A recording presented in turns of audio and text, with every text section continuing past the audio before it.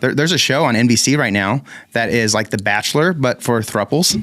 Wait, what? NBC is producing a show for throuples. So 3 people, couples.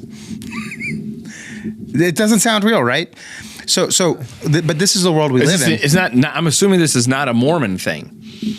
No, that's sister wives. Yes, no. I mean this, and it's the trailer was just sex. It was anything kind of goes, and Beck and I saw that, and we just kind of looked at each other like this can't be real, but it is real, and it's in the mainline culture and the mainstream culture, and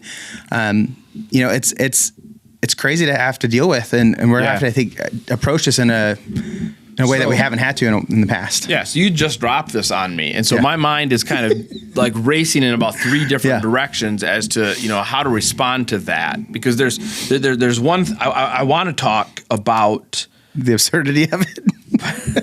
What I want to do is I want to talk for a second about just the word throuple. Yeah, I do want to talk about that. I think it's significant, but I also I want to talk about the trajectory of permissiveness in the realm of sexuality, because I think that's really important. So let me go back to throuple, and then you got to remind me. I want to come back to this topic about permissiveness and sexuality. I think it really matters.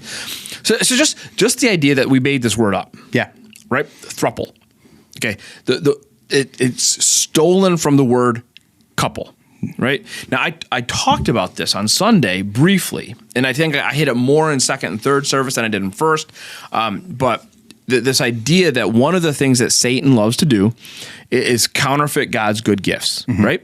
And then my phraseology was terrible, and I don't like that. I wish I would have worked more on this part of it. That what Satan does, he likes to counterfeit God's good gifts, and then he tricks us, or deceives us, probably the better word. He deceives us into accepting something that's less good and more harmful, right? So when you say throuple, that's immediately where my mind goes.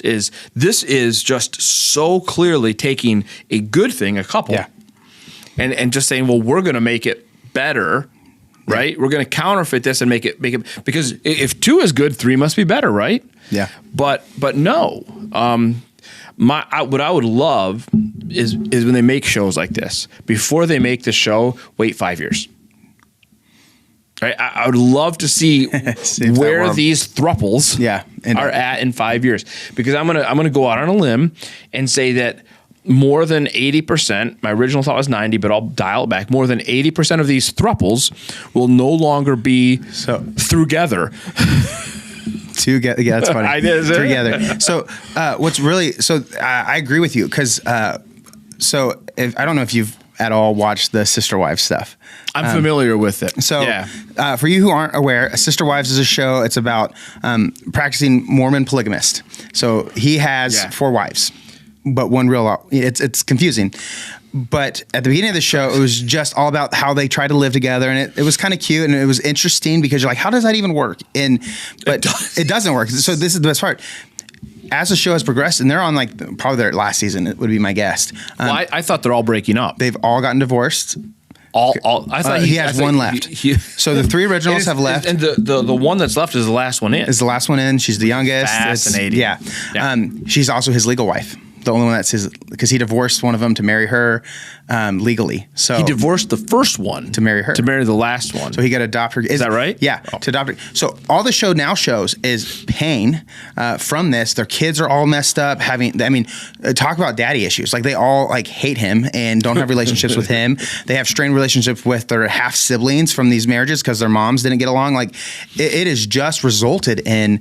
And what I just find fascinating is the show that started as a clear attempt to normalize polygamy has ended as the best argument against it. Yeah. And I have a feeling shows like this are going to have that. You're going to watch people have pain, and even some of the clips on it were showing some of the drama, because these people were sexually involved with someone who wasn't their, I don't know if their spouse or significant other, but there was pain there, even in a throuple, something that they're choosing to engage in.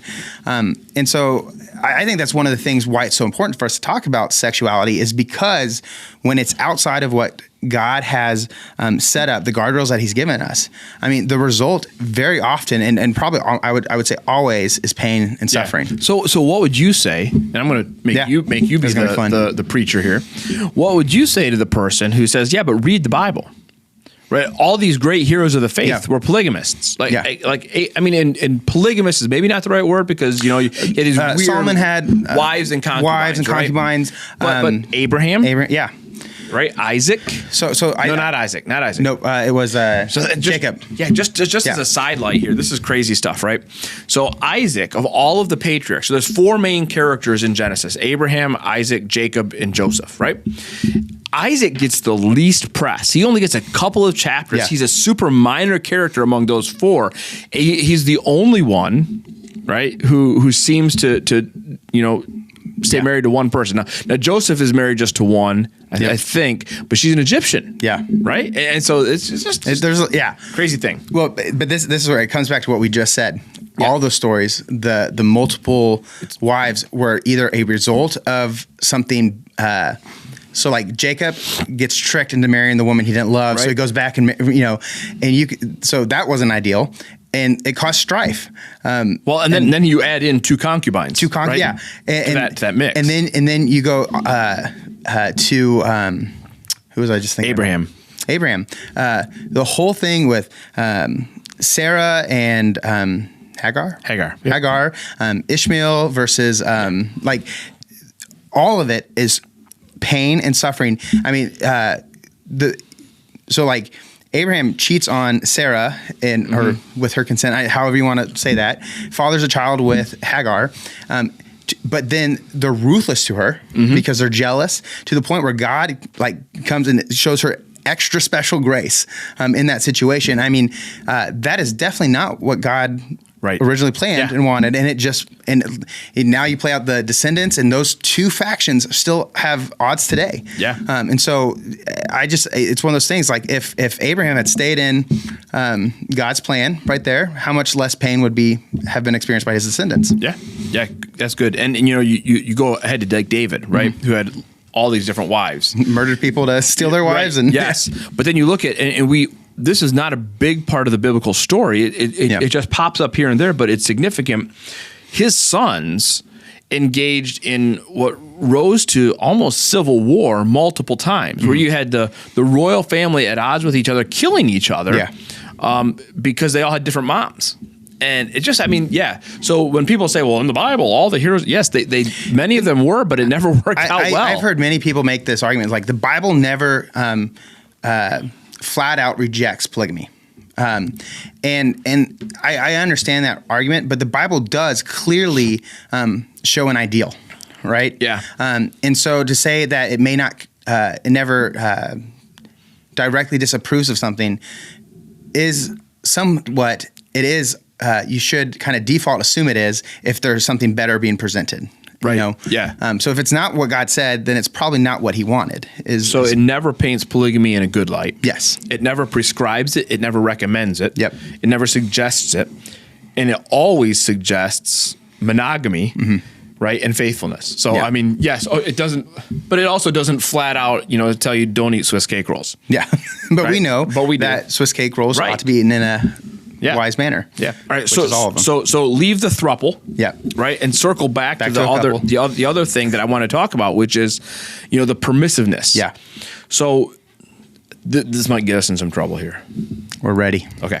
So go back maybe 8 to 10 years. I don't remember exactly how long ago it was. The Supreme Court ruled on. I can't remember the name of the court case now, but it was on same-sex marriage. Obergefell. Yeah. Yep. Now, in that time, now here, I'll just straight up. I don't think the government has any business in marriage. In any way. So my opinion was always, I don't care what the government says. How libertarian of you.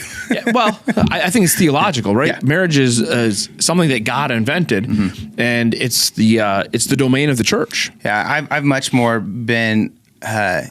If a government wanted to do that, that's a separate thing from covenantal marriage before God. So when Obergefell came down, I was kind of in that whole place of, okay, right? I mean, I would expect in a pagan society that we would sometimes make pagan laws. No big deal.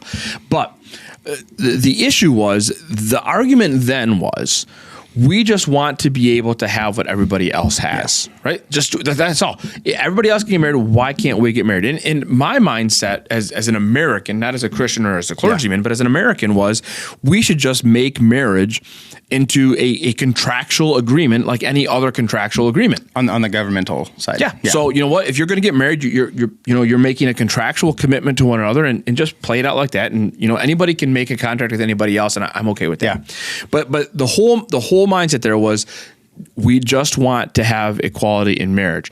Now, we went really fast from there to a lot of other things. Yeah. Like back then, we didn't have a whole bunch of alphabet soup. Yeah. Can I say that? Yeah. Like we had L and G, right? And that was pretty much it. Well, and if you ask most people based on their vernacular, they just said G. Right. We they really just had that. G, right?